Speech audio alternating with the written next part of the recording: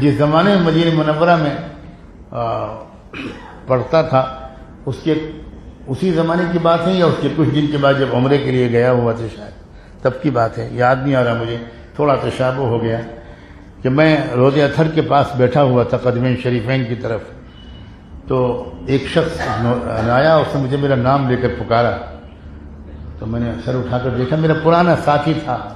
جو مدینے میں ہم لوگ ساتھ پڑھتے تھے۔ 1 سال کے وقفے کے بعد ملاقات ہوئی، بس لپٹ گئے ہم لوگ۔ بہت صالح فلسطینی نوجوان تھا ہمارے ساتھ، اس کا جماعت میں وقت بھی لگا تھا۔ تو اس نے کہا کہ میں تو دعا مانگتا ہوا آ رہا تھا، مجھے کسی نے بتایا تھا کہ تم آئے ہوئے ہو، اور دعا مانگتا ہوا آ رہا تھا کہ کہیں ملاقات ہو جائے، اللہ مجھے ایک بہت ضروری بات کرنی ہے اور ابھی کرنی ہے۔ تو میں نے کہا بہت اچھا، تو میں قدمین شریفین کی طرف سے اٹھ کر پیچھے کی طرف آ گیا مسجد نبوی ہی میں کہ بولو کیا بات ہے۔ تو اس نے مجھے ایک لفافہ دیا، کہا ذرا خط پڑھ لو۔ تو خط جو تھا اس لڑکی کا خط تھا، اس کے نام،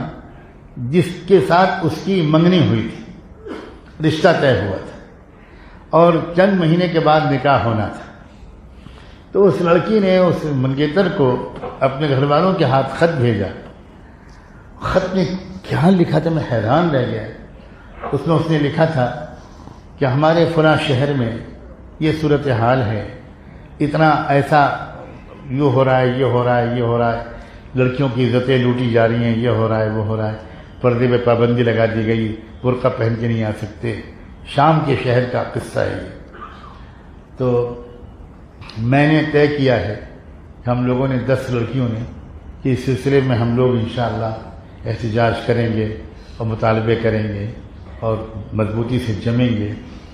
تو جو حکومت کا اس وقت رویہ چل رہا ہے اس میں ہو سکتا ہے کہ وہ گولی چلا دیں، اور اس سے پہلے ایسا ہو بھی چکا ہے، پچھلے مہینے یا فلاں مہینے میں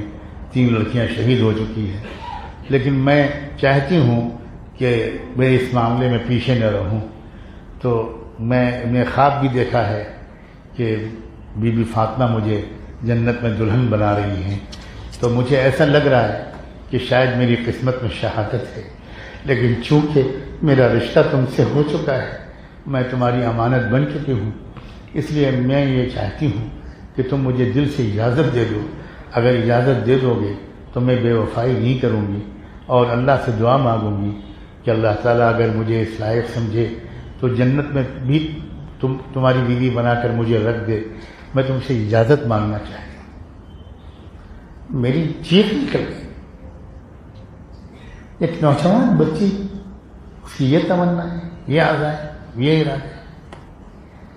تو اس لڑکے نے کہا کہ میں اصل میں عمرہ کرنے آئے اس لیے ہوں کہ اتنی پاک دامن لڑکی ہے، وہ حافظ قرآن ہے،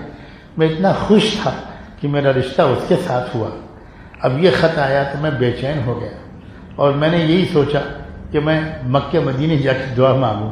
اور یہ کہوں کہ اللہ مجھے رہبری کر دے کہ میں کیا جواب دوں۔ میں منع کرتے ہوئے ڈر رہا ہوں کہ کہیں میں گنہگار نہ ہوں، اجازت دینے کی بھی ہمت نہیں ہو رہی کہ میں کیا کروں کہ اتنا اچھا رشتہ ہوا تھا اور یہ میں اس سے محروم ہو جاؤں گا۔ تو یہاں جب میں اترا، فلاں جگہ ٹھہرا، کسی نے بتایا تم آئے ہوئے ہو۔ میرا اور بہن کا بہت گہرا تعلق تھا، بہت صالح لڑکا تھا، ہم دونوں 2 سال ایک کمرے میں رہے۔ تو مل گئے تم، اب میں تم پر چھوڑتا ہوں، تم استخارہ کر کے جو جواب دو گے میں وہی جواب منظور کروں۔ میں صرف یہ بات آپ تک پہنچانا، میں یہ نہیں کہہ رہا ہوں کہ آپ ہم لوگوں کا یہ اسٹیج آ گیا، لیکن میں کہنا ہی چاہ رہا ہوں کہ ہمارے اندر کیا جذبات ہونے چاہیے، کیا تمنائیں ہونی چاہیے، کیا حوصلے ہونے چاہیے، کیا ہمارے ارمان ہونے چاہیے۔ ہمارے اکابر نے ان سارے میدانوں میں کام کیا ہے اور بڑی اونچی مثالیں قائم کی ہیں۔ بس میں آخر میں صرف اتنا جملہ کہہ کر اپنی بات ختم کروں گا، صرف اتنی بات، اتنی مختصر سی بات، اللہ کے واسطے، اللہ کے واسطے میرا بس چلے تو میں تو آپ میں سے ایک ایک کے پاس الگ الگ پہنچوں، آپ کے گھر پہ پہنچوں، آپ کی دکان پہ پہنچوں، آپ کے دفتر میں پہنچوں اور فقیر کی طرح آپ سے یہ خوشامد کروں کہ اپنے اندر اور تبدیلی لائے۔ بس وہ اپنے اندر تبدیلی آئے، ہمدردی آ جائے، سخاوت آ جائے، ایثار آ جائے، معاف کرنے کا مزاج آ جائے، وقت کی پابندی آ جائے، اچھے اخلاق آ جائیں، والدین کی خدمت کا جذبہ آ جائے، گھر میں ہمیشہ سلام کر کے مسکراتے ہوئے داخل ہونے کی عادت پڑ جائے، انتظار کریں، جلد بازی نہ کریں، بخل چھوٹ جائے، کسی سے حسد نہ کریں، کسی سے دل میں دشمنی نہ ہو، کسی کا برا نہ چاہیں، غیبت چھوٹ جائے، بدگمانی چھوٹ جائے، تکبر چھوٹ جائے، طبیعت میں سادگی آ جائے، دلوں میں صفائی آ جائے، یہ تبدیلیاں ہیں۔ ان تبدیلیوں کو لانے کا ارادہ کیجئے، پکا ارادہ کیجئے، اللہ سے بھیک مانگیے، اللہ کے نیک بندوں کے پاس بھاگ بھاگ کر جائیے، کسی ایک اللہ کے نیک بندے کو اپنا رہبر اور نگراں ضرور بنا لیجئے، اور اس کی نگرانی میں یہ تبدیلیوں کا سفر شروع کیجئے، اور پھر دیکھیے انفرادی تبدیلیاں بھی لائیے اور اجتماعی تبدیلیوں کی بھی